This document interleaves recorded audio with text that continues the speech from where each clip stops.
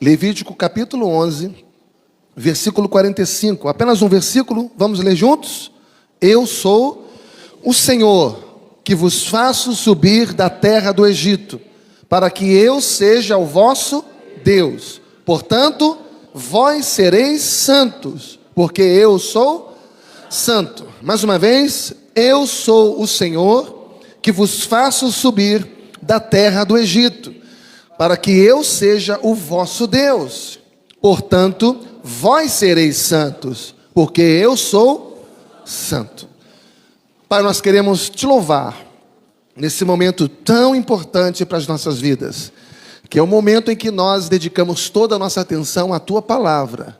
E a tua palavra, ela está aberta diante de nós. E a tua palavra aberta é a tua boca, Senhor, falando às nossas mentes e corações. Senhor, ajuda-nos para que não haja nenhuma resistência em nós. Ajuda-nos para que não haja nenhuma distração em nós, mas que possamos captar toda a verdade que tu queres que aprendamos ou que relembremos nesta manhã. E que assim sejamos edificados e por tudo isso o teu nome glorificado. É o que te pedimos, em nome de Jesus, que todos digam amém e amém. Glória a Deus. Estamos no seu lugar. Nós precisamos compreender biblicamente a doutrina da santificação. A santificação, ela pode ser vista de pelo menos 3 maneiras. A primeira maneira que a santificação pode ser vista é a santificação posicional. Fala-se comigo, santificação posicional. Ou seja, se você está em Cristo, você é uma nova criatura. Então você tem uma posição diante de Deus. Você está posicionado diante de Deus como uma nova criatura. Se você é servo de Deus, se você é cristão, se você é convertido pelo Espírito Santo, você é um santo. Santo é aquele que foi santificado por Jesus. Então, o primeiro aspecto, a primeira maneira que a santificação pode ser vista é essa santificação posicional. A segunda maneira é a santificação processual. Diga comigo, santificação processual. Ou seja, Deus me fez santo em Cristo Jesus. Mas agora eu não tenho que cruzar os meus braços e viver a minha vida de qualquer maneira, entendendo que Deus já fez uma obra na minha vida e pronto. Não. Deus fez uma obra na minha vida. Ele me fez santo em Cristo Jesus. Mas agora eu preciso desenvolver a minha santificação. Nós somos chamados para a santificação.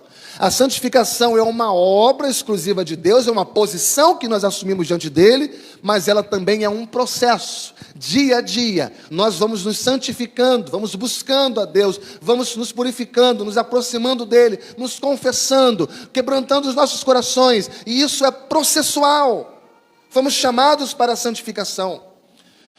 Em 1 Coríntios, capítulo 1, versículo 2, diz: a igreja que está em Corinto, aos santificados em Cristo Jesus, chamados para ser santos, com todos os que em todo lugar invocam o nome do Senhor Jesus Cristo, Senhor deles e nossos. Então veja que a igreja é composta por aqueles que são santificados em Cristo. O que significa isso? Significa que você já recebeu esta posição, mas veja que ele continua, chamados para ser santos. Então nós temos aqui pelo menos 2 pilares da doutrina da santificação. A santificação é posicional e a santificação é processual. Diga comigo, a santificação é posicional e a santificação também é processual. Mas tem aqui o terceiro aspecto, que a santificação é final. Ou seja, significa que nós somos escolhidos por Deus, e essa escolha não foi aleatória, não foi involuntária, não foi sem um propósito, sem um objetivo. Mas nós somos escolhidos por Deus, chamados por Deus, para que Ele venha nos conformar à imagem do Seu Filho, Jesus Cristo. E um dia nós seremos glorificados. Em 1 João, capítulo 3, versículo 2, diz: sabemos que quando Ele se manifestar, seremos semelhantes a Ele, porque haveremos de vê-lo como Ele é. O livro de Levítico é um livro bem difícil. O livro de Levítico é um livro muito complicado, é muito sangue, parece um matadouro. Mas está muito clara a mensagem desse livro aqui. E a mensagem desse livro é dizer para mim e para você que nós somos um povo santo. Nós somos um povo santo. O povo de Deus é um povo santo. E aqui, nesse texto que lemos, versículo, Levítico 11, 45, nós temos 4 verdades fundamentais dessa doutrina da santificação. A primeira verdade fundamental é quando Deus diz: eu sou teu Deus. Diga comigo, Deus diz: eu sou teu Deus. Porque é isso que Deus está dizendo aqui. Deus está dizendo: eu sou teu Deus. Não foram vocês que me escolheram para ser o Deus de vocês, mas foi eu que escolhi vocês para serem meu povo. Na minha soberania, eu escolhi vocês para serem meu povo. Foi eu quem tomei a decisão, diz Deus, soberanamente, de ser o Deus de vocês. Será que isso muda alguma coisa na sua vida? Você saber que não foi você que escolheu a Deus? Quem somos nós para escolhermos a Deus? Se nós estamos mortos em nossos pecados e delitos. Mas foi Ele que veio ao nosso encontro pelo seu Espírito, e Ele nos deu vida quando nós estávamos mortos. Ele nos escolheu. Porque se Deus não viesse até nós, jamais iríamos até Ele. Porque somos falhos, somos fracos, limitados, incapazes em nós mesmos.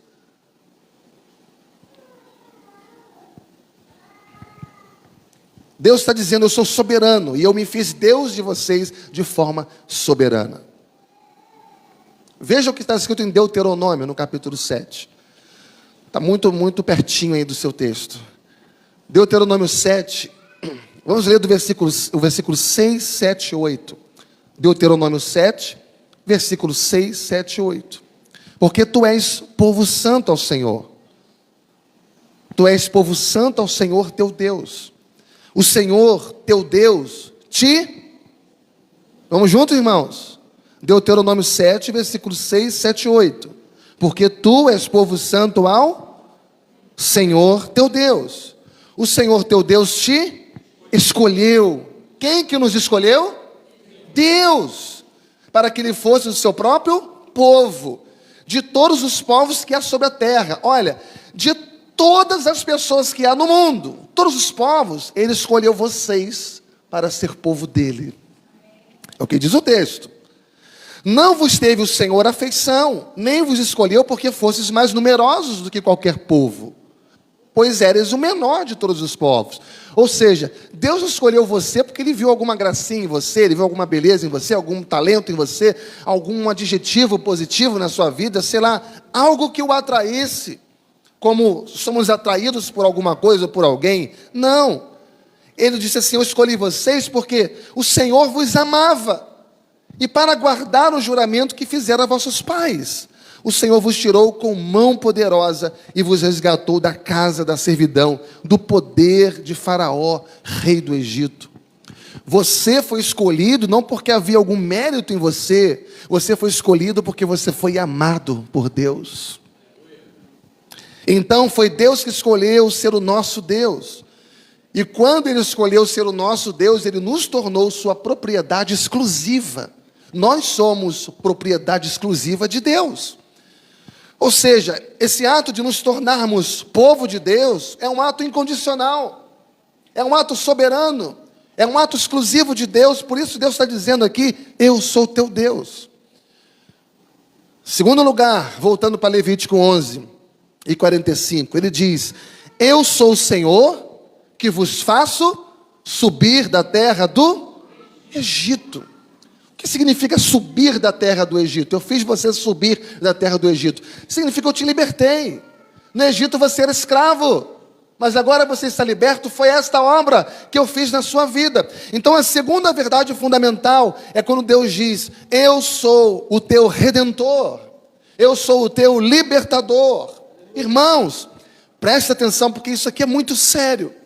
E você vai ver depois que o profeta Isaías, ele vai repetir isso constantemente. Eu sou o teu redentor, eu sou o teu salvador, eu sou o teu libertador, e fora de mim não há salvação, fora de mim não há libertação. Não adianta correr, não adianta bater em outras portas. Tudo o que você precisa, diz Deus, você encontra na minha presença. Significa que Deus se fez nosso Deus pela ação libertadora. Ele não somente nos separou para Ele, Ele não somente nos escolheu, mas Ele nos comprou. Ele nos libertou da escravidão do pecado, Ele nos libertou da escravidão de Satanás, Ele nos libertou do medo da morte, do poder da morte, Ele nos libertou das condenações eternas. Você crê nisso? Diga amém. Diga graças a Deus. Será que isso te anima? Saber que você foi liberto por Deus de tudo aquilo que te aprisionava? Isso precisa nos animar, nos motivar. Quem é o teu redentor? Quem é o teu salvador? Quem é o teu libertador? Fora de mim, diz Deus, não há salvação. Diga amém. Terceiro lugar, bom, a primeira verdade fundamental é quando Deus diz, eu sou o teu Deus. Segunda verdade fundamental é quando Deus diz, eu sou o teu redentor, o teu libertador. E a terceira verdade fundamental é quando Deus diz, eu sou santo. Eu sou santo. E teologicamente, esse é o atributo que descreve perfeitamente a pessoa de Deus. Ele é santo. Deus é santo. E a palavra santo, no original, no hebraico, tem um sentido de completo, de perfeito. Então, quando ele diz eu sou santo, ele está dizendo não há imperfeição em mim. Eu sou totalmente, eu sou completamente. Eu sou pleno, porque dá um sentido de completo, de perfeito, de plenitude. Nós não somos inteiros, nós somos pedaços. Mas Deus é inteiro, Deus é completo, Deus é pleno. E a grande beleza, irmãos, dessa doutrina é que esse atributo de Deus, Deus é santo, é um atributo comunicável. Você já deve ter estudado sobre os atributos de Deus. Existem atributos incomunicáveis e atributos comunicáveis. Os atributos incomunicáveis são aqueles que só pertencem a Deus. Ele não compartilha conosco, Ele não nos comunica. Você quer ver um exemplo? Deus é infinito. Nós somos finitos, mas Deus é infinito. Só Ele é, então Ele não comunica isso a nós. Deus, Ele é onisciente, Ele sabe todas as coisas. Onipresente, Ele está em todos os lugares ao mesmo tempo, do Senhor é a terra. Então, é um atributo que pertence somente a Ele. Mas existem os atributos comunicáveis, que são aqueles que Deus partilha conosco. Como um exemplo, Deus é amor. E nós também podemos amar. Deus é misericordioso. E nós também podemos exercer a nossa misericórdia com o próximo. E a grande beleza dessa doutrina da santificação é que esse atributo de Deus, Deus é santo, é comunicável. Ele comunica a nós. Nós também podemos ter uma vida santificada na presença de Deus. Onipotência, onipresença, onisciência, infinitude, não. Isso pertence exclusivamente a Deus. Mas a santidade de Deus, Ele comunica a nós. E a palavra santo, no contexto do Antigo Testamento, significa separado.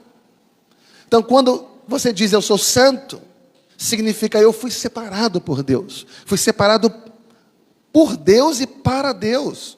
E aqui vem um imperativo, irmãos. Ele diz assim, eu sou teu Deus, eu sou o teu libertador, eu sou santo. E aí vem uma conclusiva no versículo 45. Portanto, vós sereis santos. Isso é muito sério. Isso é muito sério. Principalmente porque nos dias de hoje, essa doutrina está sendo desprezada demais.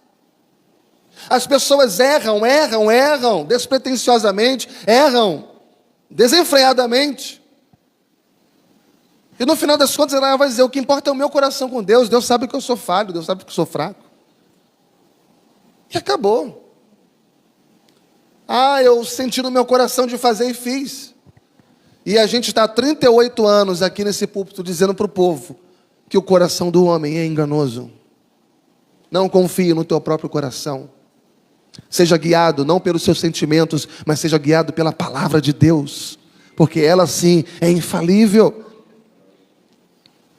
É uma doutrina desprezadíssima nos dias de hoje.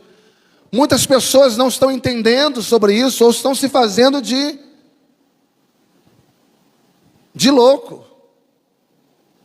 Nós estamos no mundo, mas nós não somos do mundo. E o que Deus requer de nós? Que nós sejamos semelhantes a Ele. Amém, irmãos? Mas não somente isso. Se Ele desse somente esse imperativo, seja santo porque eu sou santo, mas não me desse a capacidade para ser aquilo que Ele está me mandando ser, não teria sentido. Não teria sentido Deus exigir algo de mim, sabendo que eu, na minha natureza, intrinsecamente eu sou falho, fraco, incapaz. Ele não me desse junto com a sua palavra, com a sua ordem, uma capacidade para executá-la. Lembra do apóstolo Paulo?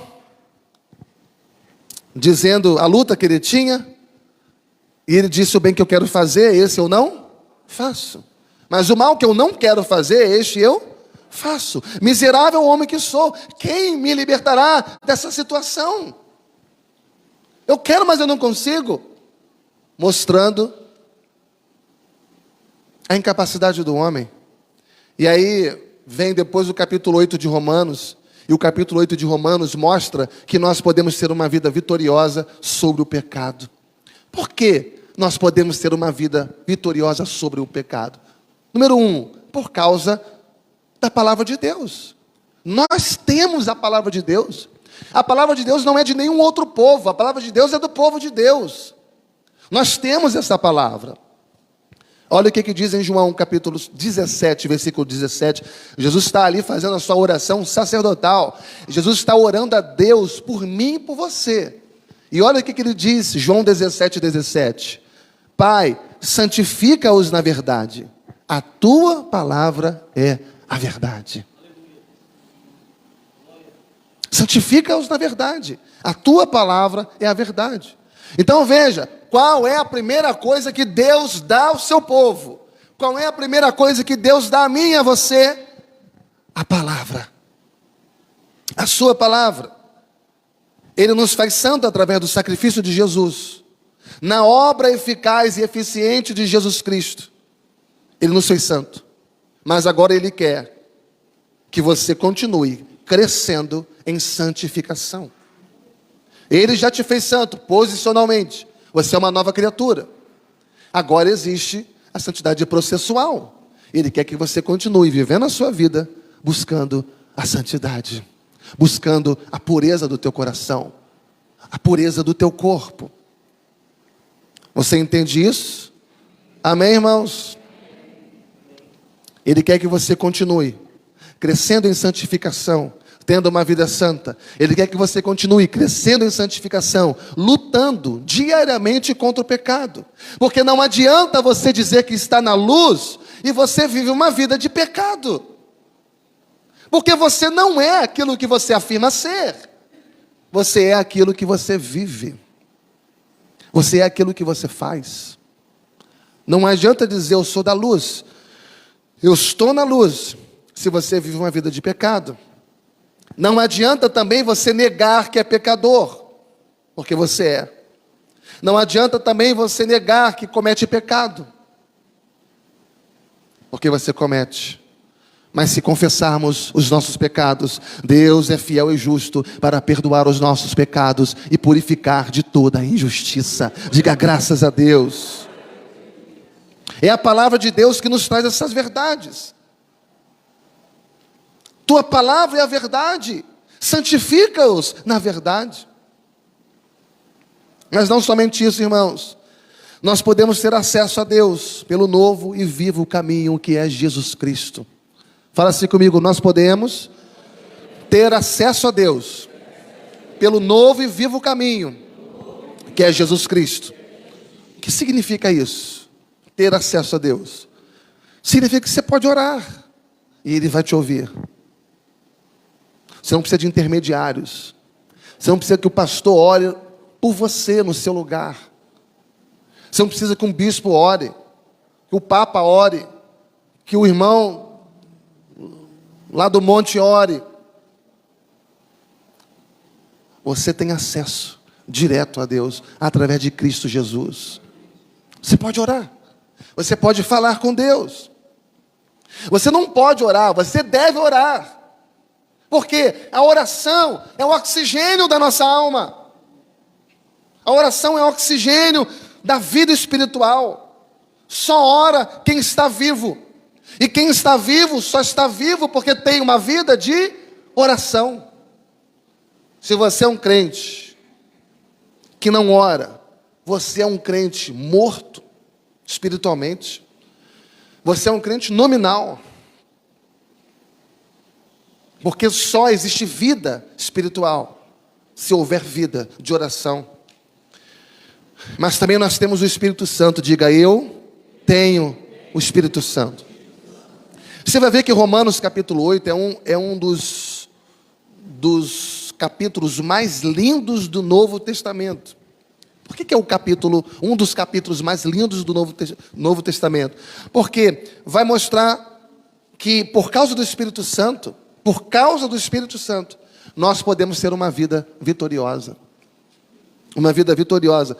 Porque é o Espírito Santo que nos capacita. Olha o que está escrito em Romanos capítulo 8, versículo 13 e 14. Porque se viver de segundo a carne, caminhas para a morte. Olha só, se você todo dia só vive segundo a vontade da sua carne, você não está caminhando para o céu, não. Você está caminhando para o inferno. Você está caminhando para a morte. Mas, se pelo Espírito mortificardes o efeito do corpo, certamente vivereis. Pois todos os que são guiados pelo Espírito de Deus, são o quê, irmãos? Filhos de Deus. Todos que são guiados pelo Espírito de Deus, são filhos de Deus. Então ouça isso. A prova da minha identidade como crente é se eu sou guiado pelo Espírito Santo. Vamos lá? A prova da minha identidade como crente é se eu sou guiado pelo Espírito Santo. É se o Espírito Santo é o meu GPS. Se o Espírito Santo é o meu guia. Se eu estou sendo conduzido pelo Espírito. Se eu estou sendo trabalhado todos os dias pelo Espírito. Porque o Espírito Santo mortifica a minha natureza pecaminosa. O Espírito Santo mortifica os desejos da minha carne. E o Espírito Santo me vivifica para Deus. Ele faz em mim uma obra de mortificação e uma obra de vivificação. Mortifica a minha natureza pecaminosa e vivifica a minha natureza espiritual. É como se o Espírito Santo tirasse aquilo que é do velho homem e substituísse por aquilo que é virtude de Cristo. Porque não adianta só você limpar a casa e deixar a casa vazia. Porque se você deixar a casa vazia, depois o maligno vai entrar e vai com ele trazer mais 7. E o estado segundo será muito pior do que o primeiro estado. É importante, quando limpar, preencher das virtudes de Cristo em nós. Mas eu queria destacar, voltando para Levítico, qual é a abrangência da santificação? Qual é a abrangência da santificação? Será que existe alguma área na minha vida? Será que existe alguma área na sua vida, na vida do povo de Deus, como igreja, que a santificação não alcança? Será que existe alguma área da nossa vida que a santificação não alcança? E Levítico vai nos mostrar que a santificação, ela é total. É uma entrega total. Vocês entendem, irmãos? Olha o que Paulo diz em Romanos capítulo 12, versículo 1. Rogo-vos, pois, irmãos, pelas misericórdias de Deus, que apresentei os vossos corpos, como sacrifício que? Vivo, santo e agradável a Deus. Qual é a geografia da santificação? É nós. É o nosso corpo. É o nosso corpo. E por isso nós temos que abandonar e fugir da impureza. Fugir do pecado. Fugir das tentações. Não tentar resistir à tentação. Nenhum momento a Bíblia manda você resistir à tentação, porque sabe que a carne é fraca. A Bíblia manda até você resistir ao diabo, mas quando se trata da carne, manda você fugir.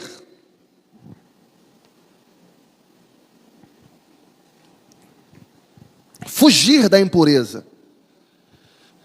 E olhar para o teu corpo e lembrar que você é templo do Espírito Santo de Deus. Templo do Espírito Santo de Deus. Lembrar de manhã, de tarde e à noite.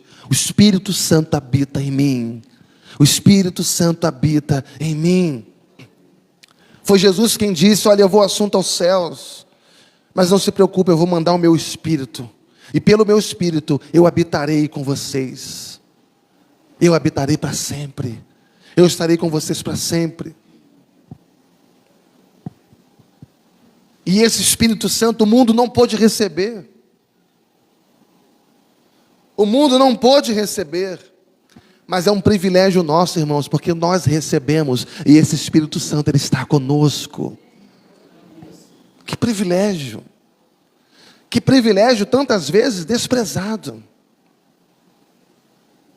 Rechaçado. O Espírito Santo habita em você. Diga, o Espírito Santo habita em mim. E não há pecado, diga. Não há pecado na minha vida que eu não possa, na força do Espírito Santo, na oração, na leitura bíblica, não há pecado que eu não possa vencer. Porque a força que te santifica, que te purifica, ela vem de Deus para a sua vida. A psicologia diz que a força vem de dentro de você. Tem um gigante adormecido dentro de você. Você precisa despertar esse gigante. Mas a teologia diz que essa força vem do alto. Vem de Deus para a sua vida. Então quando você pensar, é fraco, eu sou fraco, eu sempre caio, pastor, eu sou frágil, eu não quero fazer, eu faço. Aí você lembra que o poder de Deus se aperfeiçoa na tua fraqueza. E quando você pensa que está fraco, é que você é forte.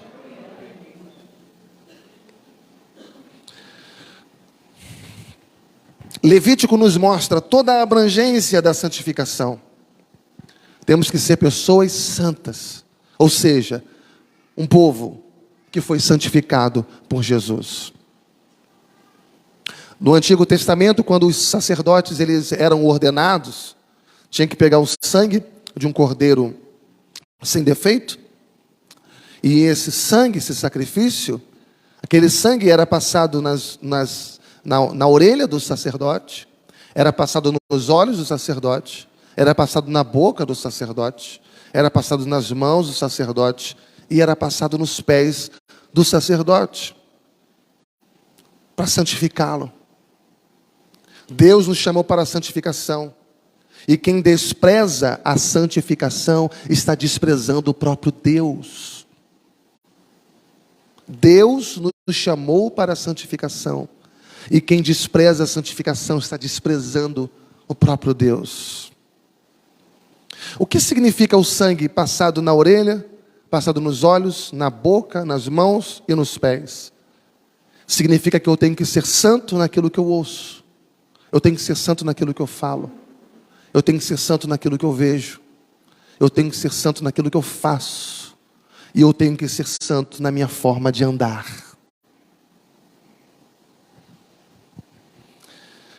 Veja comigo Levítico 19, versículo 1 e versículo 2. Disse o Senhor a Moisés: fala a toda a congregação dos filhos de Israel e dize-lhes: santos sereis, porque eu, o Senhor, vosso Deus, sou santo. Disse o Senhor a Moisés, Levítico 19, 1 e 2. Fala para toda a igreja. Disse o Senhor ao pastor Renato, parafraseando, fala para toda a igreja de Nova Vida de São Gonçalo. Fala para todos aqueles que estão ouvindo o pastor nas redes sociais, nessa hora. Santos sereis, porque eu, o Senhor, vosso Deus, sou santo. Santo no tempo, santo na obediência, santo no culto, santo na sua casa, santo no seu trabalho, santo quando ninguém estiver vendo você, santo em qualquer lugar da sua vida.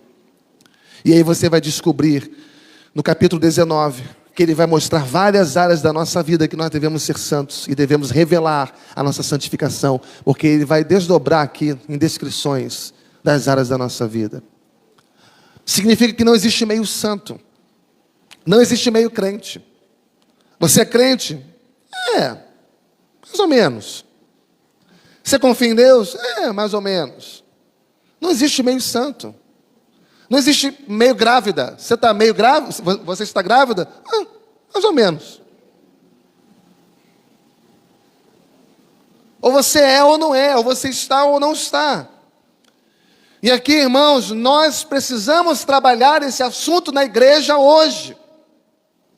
Por que nós precisamos trabalhar esse assunto na igreja hoje? Porque o mundo não pode invadir a igreja. Não pode. Porque é isso que está acontecendo nas igrejas. E nós não podemos permitir que isso aconteça aqui. Não podemos permitir que isso aconteça nas nossas vidas, nos nossos corações. O mundanismo entrar, o secularismo entrar, o não tem nada a ver entrar. Ou você é ou não é. Ou você é da luz, ou você é das trevas. Ou você é de Deus, ou você é do diabo. Lá na primeira epístola de João, ele não brinca com isso, ele é taxativo. Ou você assume o seu papel de crente, ou abandona logo de vez isso, mas não brinca com o evangelho, não brinca com a igreja, não brinca com Deus. Você pode cair nas mãos do homem que Deus livra você, você pode cair nas mãos do Estado que Deus livra você, Deus tem poder, pode cair na mão do sistema, pode cair na mão das circunstâncias, Deus tem poder de livrar você, mas dura coisa é cair nas mãos do Deus vivo. Não brinque com Deus. Não existe meio santo. Se nós somos povo de Deus, se nós somos um povo santo, nós precisamos lutar contra o pecado, porque o pecado nos assedia todos os dias, nos cerca todos os dias.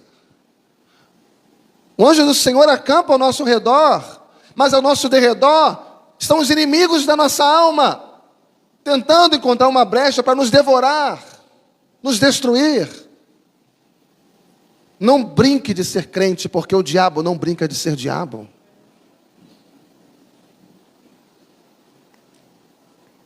Eu sei que não tem ninguém perfeito aqui. Pastor não é perfeito, diácono não é perfeito, obreiro não é perfeito, líder não é perfeito, membro da igreja não é perfeito, não tem ninguém perfeito aqui. Mas nós somos pessoas santas, posicionalmente. Porque nós somos uma nova criatura em Cristo Jesus. Ele nos posicionou assim. Somos filhos, nova criatura, novo homem, lutando todos os dias. Você não pode relaxar. Você não pode baixar a guarda. Lutando todos os dias nesse processo de santificação para alcançarmos a santificação final. Lembra da santificação posicional, que somos em Cristo? Santificação processual, nossa caminhada, buscar isso, para alcançarmos a santificação final, que é a nossa glorificação. E esta obra, esse processo, tem a participação de Deus e tem a nossa participação. Deus opera em nós o querer e o realizar. Ele ordena que eu seja santo. Mas quando Ele ordena que eu seja santo, Ele me dá as ferramentas para que eu possa conseguir isso. Deus não te dá a ordem e te dá as costas e fala, se vira. Ele coloca tudo à tua disposição para que você consiga ser aquilo que Ele exige que você seja. Ele te dá capacidade. Eu falo isso porque tem algumas pessoas que dizem, olha, eu já sou santo, posicionalmente, né? Deus já me elegeu, somos a propriedade exclusiva de Deus, eleitos de Deus, geração eleita, né? Sou escolhido, faço parte de um povo santo. É claro que eu posso dar as minhas escapadinhas. Afinal de contas, Deus conhece a minha estrutura e Ele sabe que eu sou pó. O que importa é que eu já sou salvo. Uma vez salvo, salvo para sempre. Então posso aprontar. Será que você também pensa assim? Não existe isso não, irmãos. Deus requer responsabilidade de nós. Seriedade de nós. Porque um salvo é aquele que leva com responsabilidade a sua salvação. Um escolhido de Deus, um eleito de Deus, é aquele que valoriza a sua eleição. Aquele que diz que está salvo, que foi eleito, e fica dando as suas escapadinhas a título de que Deus vai perdoar, a salvação dele é apenas nominal. Ele é um crente nominal. Ele está iludido, porque no final das contas, o caminho dele será a perdição. Porque um salvo não pensa assim. Um filho de Deus não pensa assim. Um filho de Deus, quando peca, ele logo chora na presença de Deus e fala, Senhor, eu não devia ter feito isso, eu pequei contra Ti. Me perdoa, Senhor. Esse é um filho de Deus. É o pecador arrependido.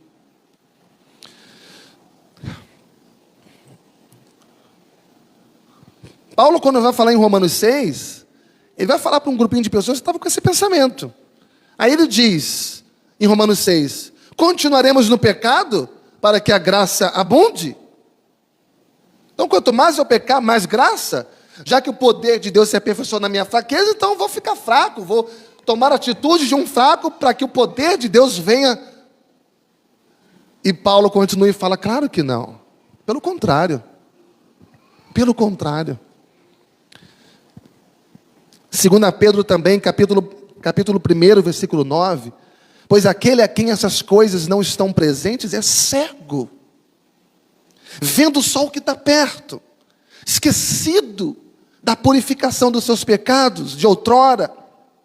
Por isso, irmãos, aí Pedro adverte, procurai com diligência cada vez maior confirmar a vossa vocação e eleição, porquanto procedendo assim, não tropeçareis em tempo algum. Procurai. Vai confirmando todo dia se você realmente está salvo, se você realmente é um eleito. Vai confirmando com seu rosto no pó, na presença de Deus. E pedindo ao Senhor que molde suas atitudes, que molde seus impulsos, que te ajude. Mas vai confirmando a cada dia. Como que um crente vai confirmar a sua vocação e eleição? Através de uma vida de santidade. E se ele vai vivendo uma vida de santidade, vai caindo e se levantando, vai errando e se quebrantando, vai pecando e se confessando, vai errando, mas vai chorando diante de Deus porque não queria, então ele está se santificando, fugindo da aparência do mal, atravessando a rua para a direita, se a tentação está na calçada esquerda, evitando companhias, evitando lugares que vão fazer você cair em tentação. Se você está fazendo isso, sua vocação, que significa salvação, e eleição, está sendo confirmada a cada dia. Justificação pela fé é pré-requisito para a santificação. E nós, irmãos, nós precisamos chorar aos pés do Senhor. Precisamos pedir perdão aos pés do Senhor. Se você sabe que deve orar e você não ora, você está pecando. Se você sabe que precisa amar e não ama, você está pecando. Se você sabe que precisa perdoar e não perdoa, você está pecando. Irmãos, nós não queremos e nós não podemos ser uma igreja farisaica, sepulcro caiado, bonitinho diante dos olhos, mas na essência está podre. Não podemos ser uma igreja farisaica. Não podemos ser uma igreja hipócrita. Nós não precisamos impressionar ninguém. Isso não importa para nós. O que nós queremos é ser o que precisamos ser diante dos olhos de Deus. Não podemos ter 2 pesos e 2 medidas. Nós temos que ser uma igreja autêntica. Nós temos que ser uma igreja que se conhece à luz da palavra de Deus e que luta. Porque não é fácil, mas que luta todos os dias. Não é fácil, mas o poder de Deus se aperfeiçoa na nossa fraqueza. E aquele que começou a boa obra na sua vida vai completar. Diga isso comigo: aquele que começou a boa obra na minha vida vai concluir. Então, irmãos, é tempo de buscar o Senhor. É tempo de clamar ao Senhor. É tempo de avaliar a nossa vida à luz da santidade de Deus, porque Ele está dizendo: eu sou santo. Eu sou santo, portanto, sejam vocês também santos. Sedes imitadores de Deus como filhos amados. Vamos nessa, irmãos? Vamos nessa, irmãos? Vamos lutar contra o pecado, irmãos? Vamos fugir do pecado, irmãos? Vamos resistir o diabo pela fé, e ele fugirá de nós, em nome de Jesus. Isso é resistência espiritual. Vamos orar e vigiar para que não entremos em tentação, porque na verdade o espírito está pronto, mas a carne é fraca. Abra sua Bíblia em Hebreus 10:39 para terminar. Quero já chamar os músicos, os vocais, para estar aqui, por gentileza. Hebreus 10:39. Quero fazer uma aplicação prática para encerrar.